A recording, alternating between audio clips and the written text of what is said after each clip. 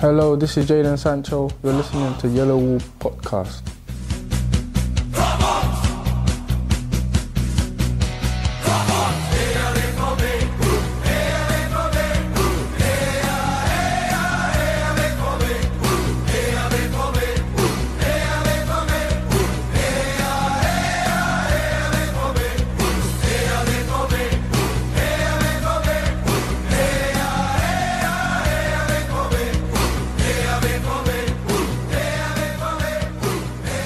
Hello and welcome to episode 306 of the Yellowwallpod. I'm your host Stefan Butzko, and today we talk about Borussia Dortmund's 2-1 win away to Hertha Berlin and preview the game at the Westfalenstadion on Saturday against Düsseldorf, another all-important game on the final stretch of the Hinrunde. And for that and more joins me Matthias Zug. Hello Matthias, how are you doing? Hello Stefan, I'm doing quite well. How are you doing today? I'm doing quite well myself, so I'm very excited to talk about Borussia Dortmund this week for several reasons. The first and foremost reason is that Dortmund finally won, and I'm glad they won because I really dislike Hertha Berlin. I can't tell you how much I dislike. I don't know why, whether it's a rational or irrational dislike, but I really like to watch Hertha Berlin lose at the hands of Dortmund, and especially when players like Vedat Ibisevic throw a fit or so. That's just for me the sprinkles on top, and especially if it's a shithouse win where Dortmund, where Hertha even feel like they could have gotten something. From that perspective, I very much enjoyed that 2-1 win. Also because Lucien Favre made a couple of tactical changes, which I appreciated.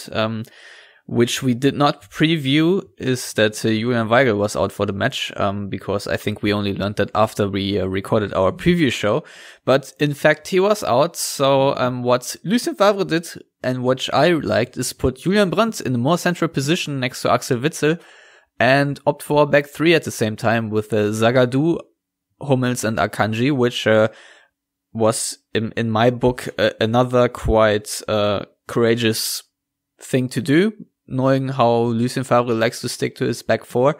So, I thought overall from the approach to beat Hertha, there were a lot of promising things, especially putting Julian Brandt in a more central role, I think is always something that's successful. And I think we saw that for the 1-0, how they combined Julian Brandt with a through ball to find Jadon Sancho. That was a very nicely created goal, and shows us that with a little bit more tinkering, you can unlock sides like Hertha, who are right now not the best team. So I don't want to hang this win too high, but it's definitely good to come away with 3 points and then sit on the couch and watch Bayern lose to Leverkusen. So how did you enjoy that weekend? Well, I enjoyed it for so many reasons. But I'm not quite as a Hertha hater as you. I think your hatred for Hertha just is because of the blue running track in a stadium where atmosphere is kind of missing, and the fact that far too often Hertha ultras tend to misbehave a little too much. I think Hertha... it has nothing to do with the Hertha ultras, because there are many clubs that have misbehaving ultras, but I don't dislike them. It's more about the running track. I think you're right there. I've ranted about that plenty before.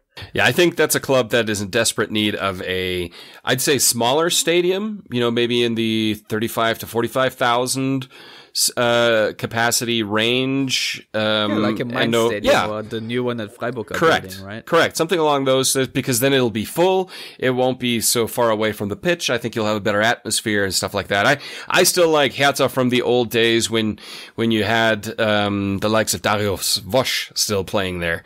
We're going back, was that like late 90s? Old Bochum legend, right? Yeah, exactly. So, For me, first of all, you got to start with Jürgen Klinsmann recording his own entry. It was weird. It's fine. There are some people who got really bent out of shape over it.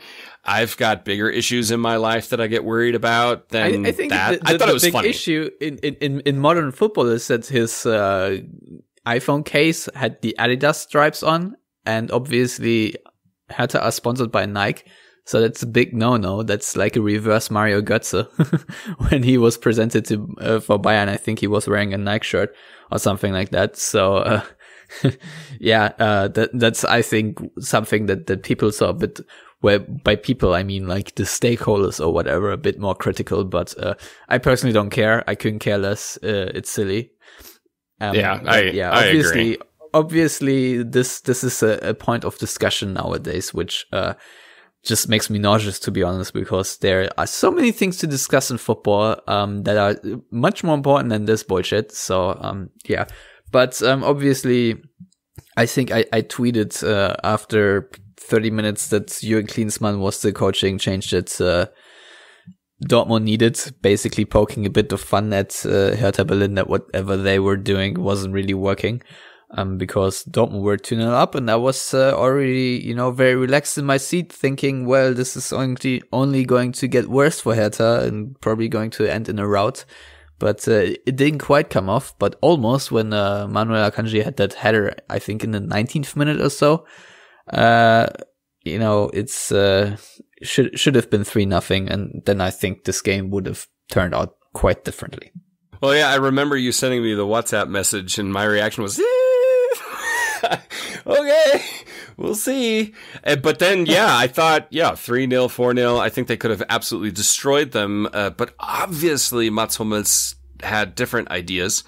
But again, I will, going back to the formation changes, and tactical changes that Lucien Favre, made, I tweeted it out. That's, that you do have to give him credit for that. Granted, the haters who will hate anything and everything Lucien Favre said, no, I won't give him credit for that. Or, well, see, this proves why he has to get the sack, because why did it take him so long to figure this out? Yeah, welcome to coaching and management. Sometimes things just take a while to form, and it takes time to see how things play out. The reason why I like it is he did not put Dahoud next to Witzel. I'm hoping so strong that that's the end of Mahmoud Dahoud playing for Dortmund, unless everyone is broken and you have to play him. Having Julian Brandt there just offers so much more creativity. And he also defends. He presses finally. There's more pace in the build-up play. The other things that I really liked behind it is it gave a little more security to Zagged, who I thought played extremely well, but is still prone to make that one big boneheaded move. This time it was Mats Hummels, but people. It's like no one's perfect. Nobody's perfect. But when a defender makes a mistake, it gets a little accentuated. And the problem is, for a lot of people, in the back of their head was still that Bayern debacle in the spring, where Zagadou he should have been subbed after 15 minutes. But he played very, very well. And what I also like about this formation is, I believe a formation like this will allow Dortmund to get the best out of Nico Schulz. Because obviously that's how he played under Nagelsmann at Hoffenheim, and that's also how Löw utilizes him for Germany, where he tends to play the best. Playing just the flat back 4 fullback role that he's been asked to do, that's just not him. That's going back to Gladbach days when he was, let's say, mixed. And it took someone like Nagelsmann to figure out how to utilize him the best. I mean, this is Nagelsmann who figured out Kevin Vogt can play a central defender. So I think the players at the disposal for Lucien Favre in the squad and the formation he chose and the tactical approach he chose in the Hertha match, it's a good marriage. I would almost say it's a perfect marriage, because it also frees up Hakimi and kind of, let's just say, covers up some of his defensive frailties, because you do have that extra center back that can push out and cover those areas. So the only thing in the whole setup, and I'm fairly certain you're going to agree with me on this, is that the only thing that I found negative had nothing to do with Lucien Favre per se. It had to do with the flat performance once again of our captain in Marco Reus, and that I would have preferred to have seen Mario Götze in the formation, because every time he's come on, he's made magic happen, and Marco Reus has a very prolonged dip in form right now that is honestly very baffling to me. You see, this is where our opinions actually do diverge, because I think there is some blame to put on Lucien Favre, because he was actually asked about that at the press conference before the game. Why does he continue to play Marco Reus? Doesn't it make more sense to play, for example, Julian Brandt in his position? Obviously, he did not play Brandt in the Reus position because he played Brandt more centrally. However, I agree with the assessment that playing Mario Götze instead of a completely out of form Reus can't really do any harm at this point. And we have this very nice word in German called Leistungsprinzip. And after so many weeks of really atrocious Reus performances, where it's not just he has a heavy touch and runs the ball out of play or whatever, and is sloppy in his passing, but just the overall body language does not scream leadership to me. And I think, if I remember correctly, Marcel Schmelzer was plenty criticized when he was the team captain when things weren't going well. And I think it's time to level a bit more of that criticism also toward Reus, because I think in the best of days, Marco Reus excels in taking his team to another level, and he is the one with the body language and the aggressiveness that really sends a signal to the rest of the team. But right now, I think we're seeing the opposite with Reus, where he is becoming sloppy and lackadaisical, and I think that rubs off on his teammates to create a very negative effect. So I think there is plenty of advocacy to say that Marco Reus maybe right now does not deserve to start just because of his historical achievement. Yes, obviously he has been a difference maker in the past for Dortmund, and I'm 100% sure he will be in the future. But right now, at this particular moment, taking him out for one game or two, I don't think will do any harm, even though Dortmund have shuffled around in this game already a lot, and obviously you would like to keep a bit more consistency. I still think we can put some blame on Favre there, because I really can't understand why Marco Reus continues to play, also not from the start, but then is being subbed off after, what was it, the 85th minute or so, or even later. That's to me, you could have switched him out after 60 or 65 minutes for Mario Götze. So yeah, it's a bit baffling, because Marco Reus, as Lars usually says, is right now this season is having his best performances in front of a microphone, and I'm not quite sure what the reasons are why Marco Reus is performing like he is performing, because it's not like Favre has fundamentally changed his position or the system and how Reus works. It's just a pretty much more of a Marco Reus problem than a Borussia Dortmund problem, which then obviously becomes a Borussia Dortmund problem because of the scoring output and everything else that is works as a knock-on effect. But I just can't put my finger on why it is. I mean, you're a parent, Matthias. Could it be that him having a daughter now changes his performance, his private life? I don't know, because I have literally zero explanation for it. So I can only invite you to speculate in uncertain terms. Well, I mean, if there's one thing I can say is becoming a parent actually focuses you a little bit more. I mean, you may be a little bit tired when you're a new parent, but it definitely focuses your intentions. There are always other aspects that go into squad selection that also play into a manager's thought process, whether it's squad harmony, balance, politics, squad politics, stuff like that. So my assumption is some of that is at play here. And also, you can't forget that Favre and Marco Reus have a long history together. Marco Reus was not shy about talking about how, Favre is one of the coaches that helped him the most in his career, when Favre was announced. And there's a very tight bond between the two, and a strong trust factor. And we see that with coaches all the time. I mean, probably no one's more notorious when it comes to that than Joachim Löw, to massive detriment when it comes to loyalty. And I think that plays into it without a doubt. And I think Favre, because Marco Reus is one of the best players, one of the best German players, one of the best players in the Bundesliga overall, it's always that hope that it'll tick over and now he'll break free and have that Marco Reus performance that we had for probably 2/3 of last season and also the season before that, when he was the one shining light in a very dire season, the two Peter season, as we could call it. I think it's very understandable to not drop Marco Reus and the reasons for why clinging on to him, because this breakout performance, or his turnaround could come at every given game, and you just never know how and when and why. So I agree, but then at least if it's not happening, maybe just take him off after 60 minutes or so. I agree. I think the late sub and then bringing on Götze, it's a little weird. I think you could have done that much, much sooner.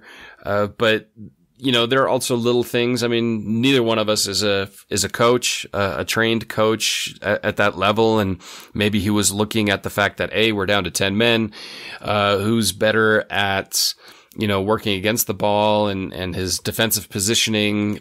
I don't know. But I do agree that, subbing him so late, you may as well have just left him on at that point, unless it was just about he was totally gassed, which he didn't really seem like he was. You could have made other tactical substitutions at that point, or you did it a little bit earlier. But that being said, like you said at the beginning, the 2-1 victory and the performance in the second half down to 10 men,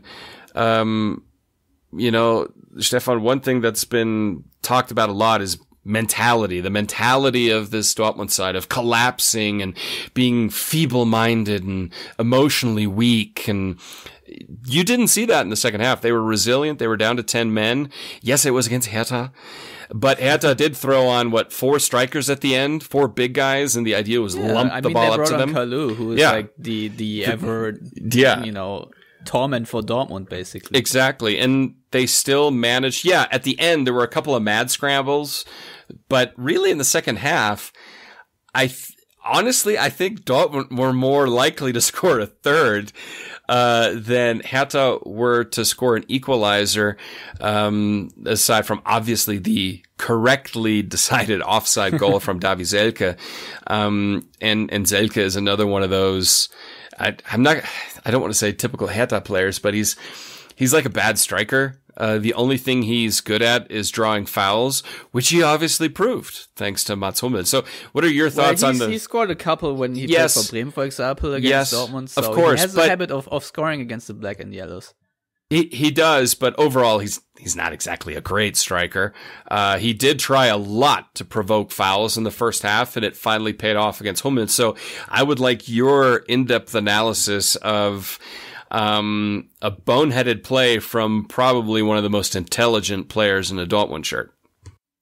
Yeah, it's a weird one, because Mats Hummels should have known to just not stick his Kackstelze in there, as we say in German, to leave his leg dragging, because you could obviously see that every time Selke tried something, it ended with a quite audacious belly flop to the ground. He was, as you just said, he was really just looking to draw a foul. I don't even know if he tried to actually get past Hummels.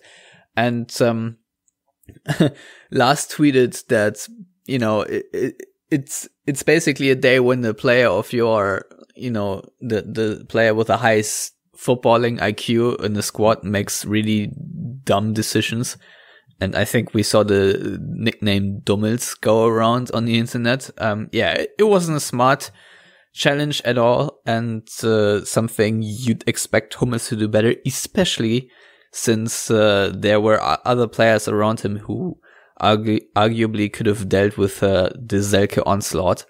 A little side note is, what really annoyed me is that this game so perfectly showed why it was such a dumb idea of Favre to play Julian Weigl against Paderborn, because Manuel Akanji, when there ever was a long ball aimed at the quick strikers like Luke Bacchio or Selke or whatnot, he was there to actually, check the run and defend, and something that Weigl obviously failed because Weigl is not as quick. So, it just demonstrated how easily the 3-3 draw and the 3-0 halftime loss, if you will, could have been avoided by just playing the quicker Akanji. So that just annoys me. But yeah, I think Mats Hummels himself will admit that it wasn't his best performance. But I will also say, and more criticism hurled towards Favre, and that goes a little bit toward his rotation. While I agree that Hummels is one of the best center backs out there still, even if it didn't look like in this game.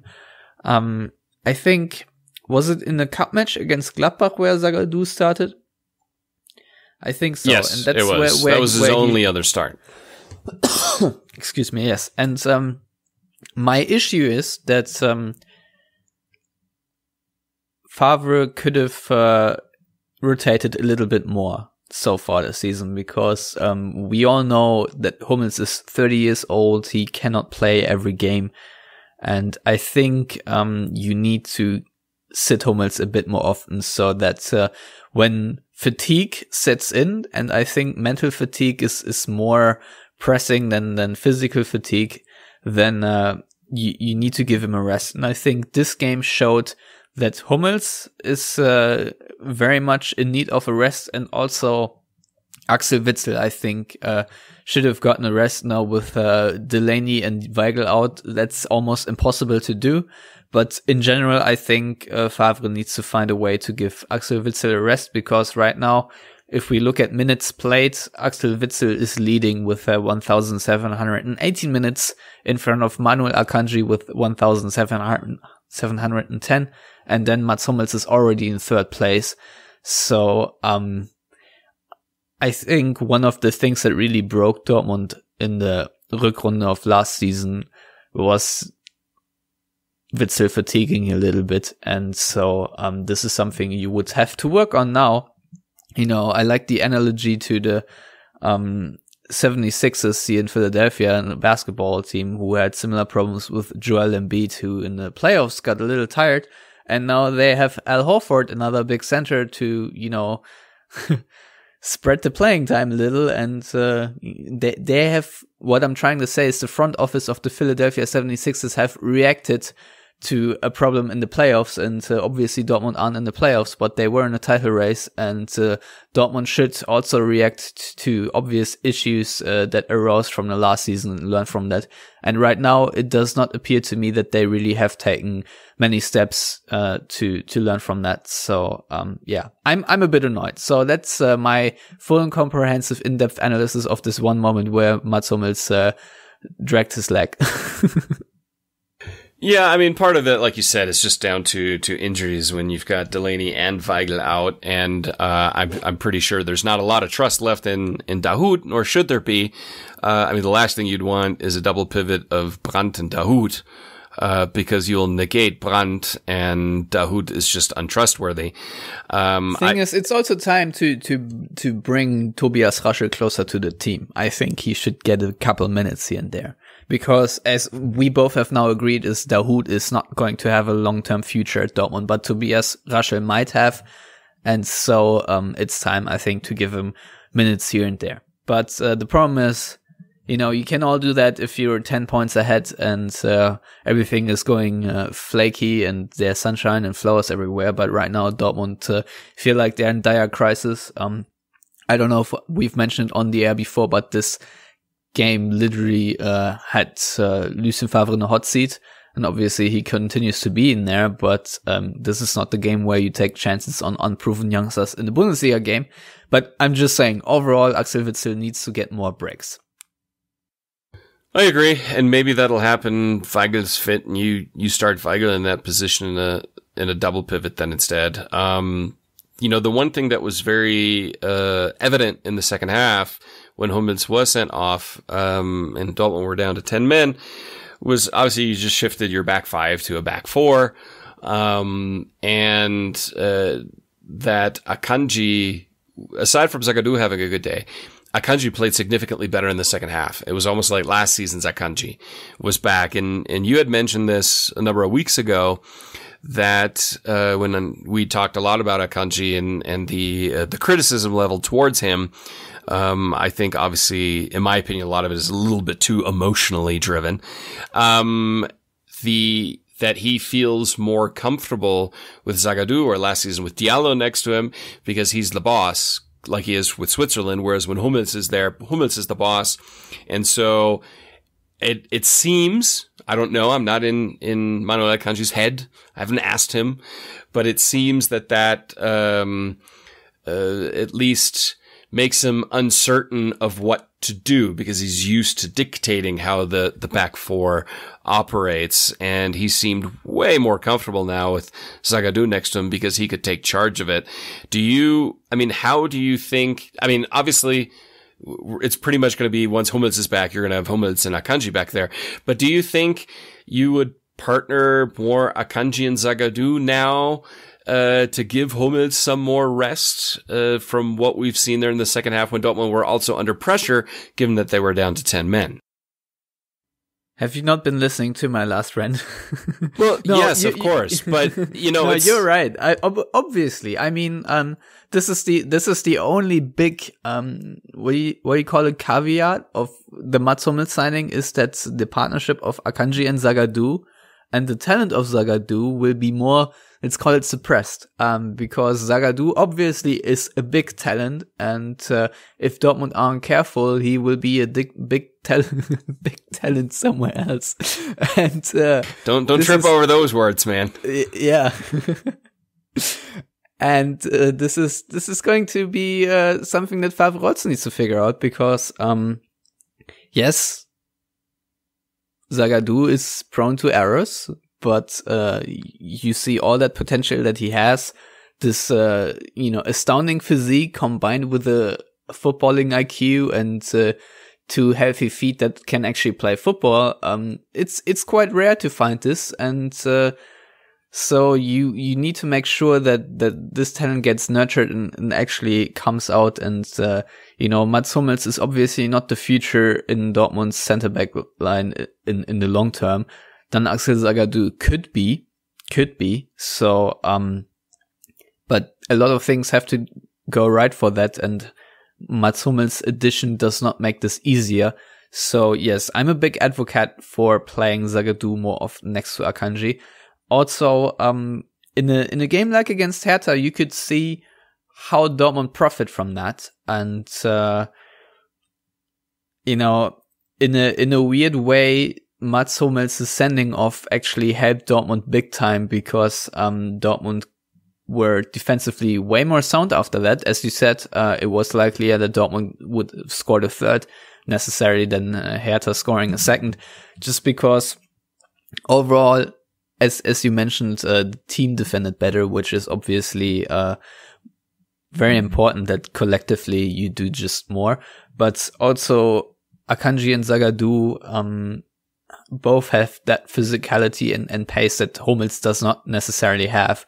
And I think they were very, very intelligent in how they played with that. They got a lot of interceptions and a lot of, long balls, because Hertha are a classic side without a midfield, without a lot of creativity. So eventually what will happen is they will just try to lump it forward and hope that their striker can hold up the ball and then create a play from there. And I think both Akanji and Zagadou were very smart in avoiding that. So my point is, it's kind of crazy that in a game you have a World Cup winner like Mats Hummels, who has had astounding performances. You see him sent off and your defense actually improves. So I think that's a massive pro for Dortmund, that very fact that you can rely on Zagadou so heavily right now. And given the very few daylight that Zagadou has seen on a football pitch right now, it's even more impressive, because it shows that Zagadou apparently right now is in the correct headspace. So yes, I think Zerk had this one chance where he turned Zagadou around, right? Like from a more acute angle, but again, I'd rather have him cover the inside than the outside, so I'm okay with that shot. And then there was Berkey to save it. We all saw that it can be more problematic. Actually, I think it was Luke Bakio. It's more problematic when you let Luke Bakio cut to the inside and then take a shot, as we saw with a 2-1, which then was deflected, where Witsel and Zagadou both could not really do well to stop Luke Bakio, because it's the kind of shot that should never be allowed. So, but overall, yes, I very much agree with that sentiment. I would love to see more of Zagadou, especially in the next weeks, and I'm glad that Hummels is suspended against Düsseldorf, so we will see more of that. And in a home match, where I personally hope that Zagadou takes this chance to impress Favre even more and solidifies this impression that he is a reliable center back and Hummels can take more breaks. Yeah, I agree. It's a needed rest for Hummels, who had a rough week. He didn't shine very well against Barcelona, and then that kind of compounded things. I would personally like to see this formation more in the future. To see those three guys that started the match play together and become more familiar, because then you can also, and the kind of looking ahead at the Düsseldorf match, if you play that formation, you want to give Hummels a rest, you can slot in Weigl into that same kind of playmaking, almost libero type position, that kind of accentuates his strengths and covers up his weaknesses, where at the same time giving a security blanket to both Akanji and Zagadou when it comes to the build-up play and passing options that they have. So I'm an advocate for it. I would like to see it more moving forward, and maybe we'll see it this weekend. Yeah, I mean, why not? There's very little reason to change it, because I thought it overall worked quite successful. And question to you, do you think that Brandt should stay in that position? Absolutely. I think there's no reason to move him out of it. You saw everything that he was able to create. Now, if you're going back to the standard 4-2-3-1, I think he may be more effective further up the pitch, kind of behind the 9. Excuse me, got something in my throat, aside from Royce playing there. But if you're going to play the same formation, I would play the same formation. I mean, the only change I would really look at doing is who you have up top as your main striker. And then obviously, the Hummels, replacement. But I would definitely continue with the Witsel-Brandt partnership, for the time being, at least. Yeah, that formation really just puts up a couple of question marks about the front three, basically, because you have Hazard, Royce, and Sancho, and neither of them is really an out-and-out striker. And you don't necessarily have a number 10. You could play a 3-4-1-2 formation, basically, where you have then a number 10 and two strikers up top. But the number 10 would be either Royce or Götze, I presume, and then Hazard and Sancho aren't really strikers either. So, it doesn't really matter how you put it. It causes a couple of headaches here and there. I don't want to play either Hazard or Sancho as a wing back either. So, it probably makes more sense to play the 3-4-2-1 system and then have this one striker who is not Marco Reus, but that means you don't have that number 10, so to speak. It's still a position that Marco Reus can play, but right now, it's better to have Sancho there and maybe Hazard. I don't know. So yeah, it's not the ideal system for Marco Reus, to be honest. But I think that's okay. Dortmund need to find different ways to play without him too. So, you know, I'd like to see what Favre comes up with in the game against Hertha, and you know, if Paco Alcácer will be back for that, I don't know, to be honest.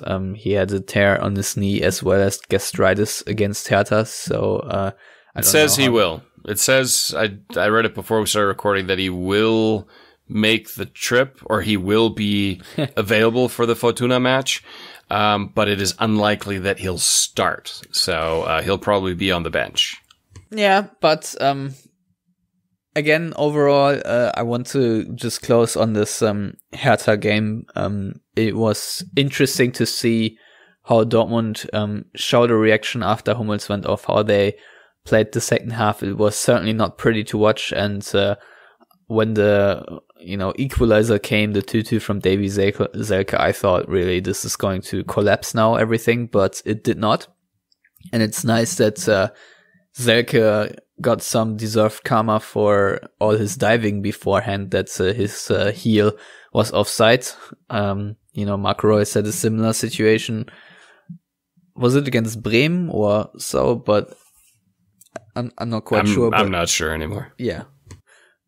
Either way, it was nice to see Hertha being robbed. And then, of course, very late, we had substitutions of Marcel Schmelzer and Lukas Piszczek. What do you make of those choices? Well, I mean, you're bringing on more veteran players, possibly more defensively sound, so you're getting, to see out a match. I was excited to see Marcel Schmelzer. Of course, naturally, now he's injured. He's going to be out for a number of weeks. So, a Schmelzer sighting, and then immediately he's gone again. I think those were the right substitutions at the given time. And, we knew the second half was going to be ugly. It's natural you're going to be defending. I just didn't quite expect Hertha to be that level of inept. And I do agree that it's great to see. I genuinely am not a Davy Selke fan. I find him very, as we would say in German, unsympathisch. He's just kind of a guy, he likes to try to cheat fouls out of defenders, and I do consider that cheating or gamesmanship, if you want to put a more positive spin on it. And I'm okay with an offside being correctly ruled an offside, because offside is offside. That's just, it is what it is, or it isn't. And in this case, it was offside. And it proves once again why I'm happy that VAR does exist. I think they got it done properly. When the equalizer that obviously then got chalked off, got played in, or got scored, the camera showed Guerrero, and Guerrero's body language made me want to scream, because I'm like, oh, Dortmund's they're gonna lose this thing like 5-2 now, because he just seemed distraught. I mean, he seemed heartbroken. And then when obviously the correct decision was made that it was offside, it's almost like that gave them newfound belief, like, oh wait, we don't just have shit on our shoes. As we say in German, hast du Scheiße am Fuß, hast du Scheiße am Fuß. You have shit on your shoe, you have shit on your shoe. And apparently the shit was gone. So, in that case, Dortmund played better. There were no ideas coming from Hertha, and therefore the substitution of Piszczek and Schmelzer made perfect sense, because it was just about defending at that point, because we knew what Hertha was doing. They're just going to lump long balls to 4 strikers, so you got to be a little bit more defensively sound. Yes. This is maybe the one disclaimer I will say about this game, is that Hertha really were god-awful, and their potato field certainly didn't have their own case of trying to play better football. And I think another team probably would have beaten Dortmund on that day with a bit more football. So I think we really have to say how terrible Hertha are. I mean, now they have lost 5 games in a row, and I wouldn't mind them get relegated again. I don't need them. We have another team from Berlin in the Bundesliga now, which I'm perfectly fine with. So goodbye Hertha. Anyway, so yeah, that's one almost final thing I wanted to say, because the final thing is kudos to Torgan Hazard to scoring what I think was now his second Bundesliga goal for Dortmund. So yeah, it's good to see him on the score sheet and to come through as he did. I mean, Dortmund also didn't create a barrage of chances in this game, so it was quite important for them to take the ones they had. And it was a very nice ball from Hakimi. I think Akanji started that move and then squared it to Hazard, who I don't know if it was deliberately placed like that or if it was a bit of a miss hit or a stumble. I don't care. It went into the far corner where it's supposed to go in, and Dortmund took a 2-0 lead, and that sort of deflated Hertha for quite a bit until Dortmund, I think, brought them back into the game after like 30 minutes or so. That's another criticism, that Dortmund let off a little, which allowed Hertha to have runs like Davy Selkes. But otherwise, yeah, a more positive performance from Dortmund, and we all hope that they can build on that, but we all know that this isn't always the case. So, and with that, I think we can turn our focus and attention to the Düsseldorf game. And Düsseldorf, I think, have a couple of injury worries. Some key players, I think Sobotka is out, and who else? Their Austrian left back Suttner is out. So the reports are that Gieselmann will come in to replace Suttner at that left wing back position. And they haven't said what will happen with Sobotka, Sobotka is very important to the way Düsseldorf play. I wouldn't be surprised if Morales, who tends to play a little bit further up the pitch, gets dropped a little bit back, and then Tommy comes on, who I actually think is a pretty decent player. It's another week against another physical counterattacking side with a surprisingly very prolific Owen Hennings, who scored like 10 goals in 13 matches. So I wouldn't be shocked if we see another 3-4-2-1 formation from Dortmund to kind of counteract the strengths of Fortuna Düsseldorf. As your dog has an opinion about this too, obviously. Yeah. My dog is for the first time really sitting on the couch and barking. This does not happen often, so we have to put in a quick break. 1 second. Sammy, what's wrong? All right, so I have Sammy on my lap now. Let's see how long that goes. Anyway, where were we? So the Düsseldorf formation strengths and weaknesses, playing that kind of back 3-5-2, 2 strikers pushing Dortmund. So I wouldn't be shocked. I would hope, honestly, my hope is same formation. You plug in Weigl for Hummels, and that'll help you deal with, the strengths of Fortuna Düsseldorf and play against some of their weaknesses. Zach Steffen in goal, very good keeper that Düsseldorf have, and Kan Ayhan kind of the center of their back 3. Also very, very good in my opinion. But Düsseldorf is a relegation candidate, big time. Last season they played so well. This season they're not playing well at all, in my opinion, even though they got a good point against Hoffenheim. They also played a 3-3 against Schalke. So it's a team that can spring some surprises, but I'd be surprised if they spring too many against Dortmund, since, they don't have a ton of really great players. And when some more key players do get injured, I think that hurts a side like Düsseldorf a little bit more than it does Dortmund in this case. Yeah, what I'm really looking forward to is if Dortmund play in that 3 backline formation again, is how they deal with the many crosses that Hertha usually, that Düsseldorf usually play. I think that's something to look out for, because it's something that Dortmund have struggled with in the past, and I hope that they are improving overall. I think we can all note that Dortmund's set piece defending has improved big time since they switched it a little bit more to man marking instead of zonal marking. And that brings me to a weakness that Düsseldorf have, which is set pieces. And I really do hope that Dortmund play that 3 defense setup again, just because of the set piece threat. because if you have Akanji, Hummels and Zagadou in there, theoretically at least you should have even more aerial prowess to score against a team that is not good at defending set pieces. So that's another of my hopes. And then obviously Hertha, Düsseldorf, Jesus Christ, they have a habit of giving away a lot of fouls in very unfortunate or circumstances and in areas that can really hurt them. So when we talk about set pieces, I'm not just talking about corners, but Düsseldorf have a habit of trying to disrupt their opponents with a lot of fouls. And this sometimes is something that they then, that's really a malaise for them. So another thing that I hope that Dortmund can pounce on, and I'm really looking at Guerrero and Hazard to play a lot of good in-swingers there. And in the second half, if Paco Alcácer comes on, maybe he can score a direct free kick.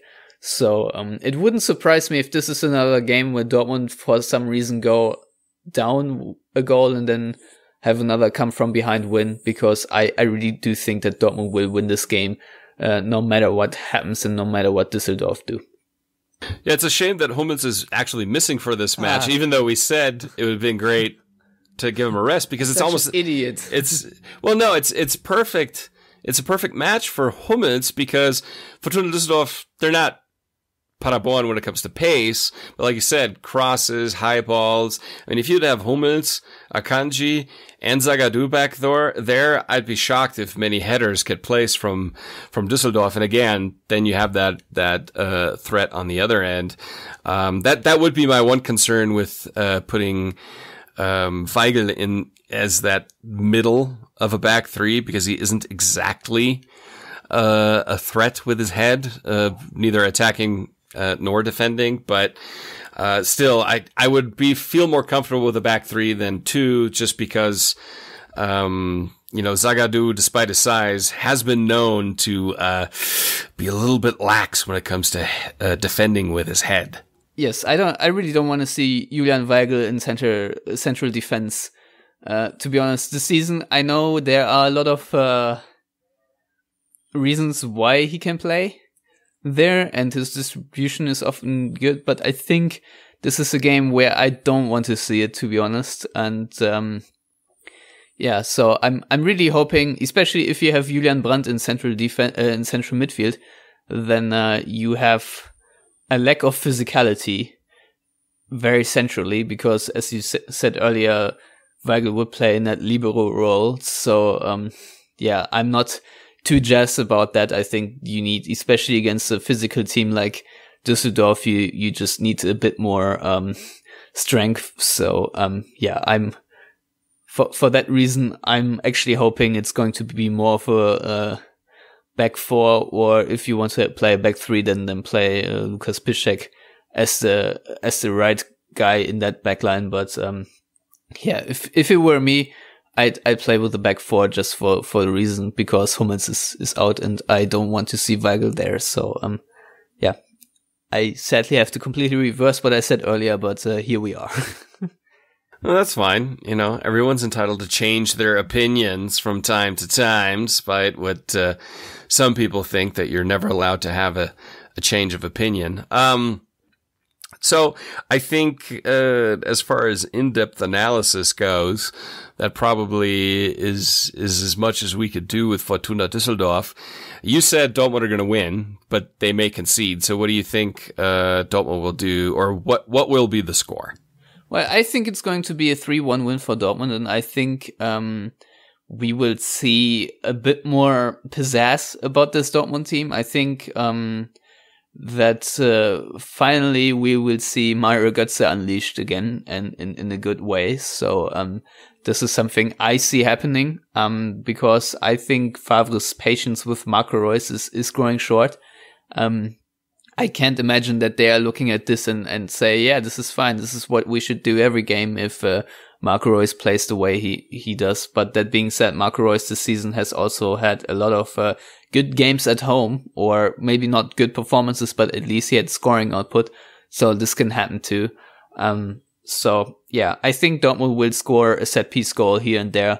So 3-1 is my minimum prediction. I think it could be a higher result, to be honest. Well, I agree that I think there are going to be more goals, but I don't necessarily it's going to be in the direction that you enjoy. I think Dortmund are going to win, but I think it's going to be 3-2. And I think it's going to be two very scrappy, ugly Hennings goals because, I mean, the guy scored 10 goals in 13 matches. He's going to get on the score sheet. I think he's going to do it twice, and it's going to be in ways that are going to really piss you off because it's going to be unnecessary. It's going to be scrappy. It's going to be, I see Akanji or Zagged or both, each making a mistake that allows him to score, whether it's in marking or heading or something like that. But at the same time, I agree with you that Dortmund are just so much better than Düsseldorf. We have said these sentences so often here, and it has backfired tremendously. Well, yes, against Paderborn it backfired just because who could have seen that Weigl Hummels against pace. That's not the case necessarily here. It's more about physicality than pace with Düsseldorf. Given some of the injuries that Düsseldorf have and some of their frailties, I think with the right kind of movement, Dortmund can get the 3 goals. I agree. A set piece is begging for 1 or 2, but it will be a game of patience because odds are they're going to pack the box. They're going to sit deep, and as such, there will be a lot of possession for Dortmund. Not a ton of goal scoring opportunities would be my assumption. So all you can ask for is patience, which naturally will not exist on any social media platform when it comes to this match. But also in the stadium, I think this Dortmund team is right now a little bit doomed to succeed quickly and not really strain the patience of the fans, because if they fall behind, they need to really quickly show a reaction. Otherwise, this can turn ugly again. So, I really hope that Dortmund can command this game from the top and then maybe break the deadlock with a set piece goal or so. As I said before, Dortmund have these weapons in their arsenal, and I think they should use it.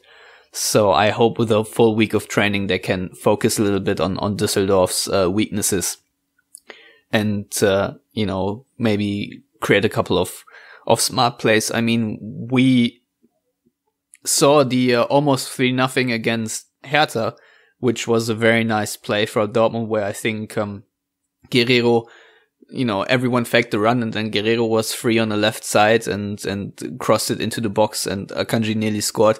These things are at some point, I think, going to yield in goals. So If I've ever predicted a set piece goal from Dortmund, then it's in this game against shitty ass Düsseldorf, who are bad at defending set pieces.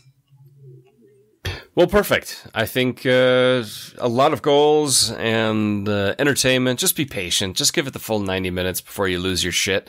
And I'm kind of telling myself that too, because that first half against Paderborn, I was livid. Second half, much better. So give it the full 90 minutes and then lose your shit. So, or not.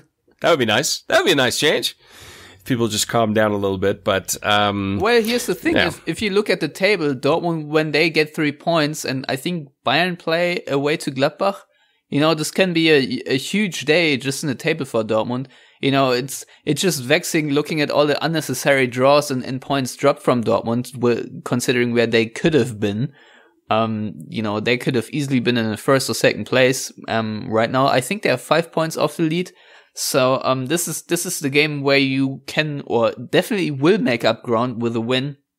So, all the more important. And I think, Dortmund being in 5th place right now are not happy with that either. So I think that should be additional motivation to win, which it really shouldn't, but is. So here we go. Because Dortmund certainly don't want to lose any more ground to Gladbach, because say if it's 8 points after this match day, it's going to be a bit of a headache, and you can still hope for a championship title winning run, even though it's not likely right now, and it doesn't look like things are going in Dortmund's favor. It looks more like Leipzig and Gladbach are more cohesive teams, and Bayern Munich still have more talent on their roster.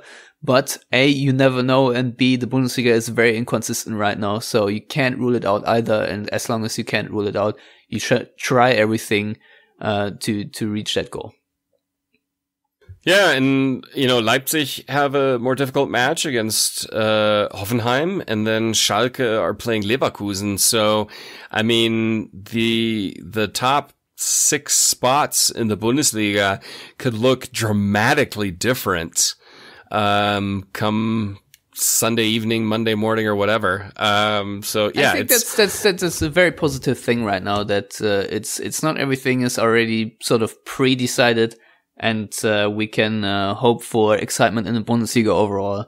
Even though it pains me to see Schalke being ahead of Dortmund, I think overall we can be quite glad with how the Bundesliga is playing out this season, that there's no quote unquote team running away with it. So glad the way things are, and it's nice to see other team dominate, meaning Gladbach. So I think overall, we bicker a lot, but the positives outweigh the negatives if I look at the bigger picture, even if Dortmund aren't running away with it right now. I agree. It's an exciting, fascinating, fun, wacky Bundesliga season, something people have been wanting for a long time. Now that it's here, far too many people are complaining about it, saying, oh my God, it's so negative and so much and it's exciting, it's fun, it's different. You don't know which way a match day is going to go. As such, I have zero complaints, to be honest. So, I think we can move on. Yeah, I think we can knock it on the head, because I am holding my dog on my lap the entire time, so he's not barking.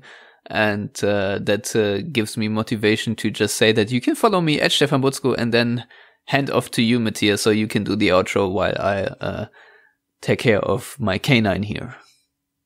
Well, you can find me on Twitter at Matthias Suk. You can find all of us on Twitter at Yellowwallpod. You can also find our written work at yellowwallpod.net, which you support our work on Patreon. You get to read all those great articles. You can also find us on Facebook, as well as wherever you get your podcasts, be it iTunes or SoundCloud or Stitcher or Google Play or Prime Radio or whatever it's all called. You can find us there. Spotify, that's another one. And YouTube, that's right. We're just everywhere. We're on all the platforms. So, until next time, hopefully we'll be celebrating 3 more points from Borussia Dortmund. Take care. Until then, bye.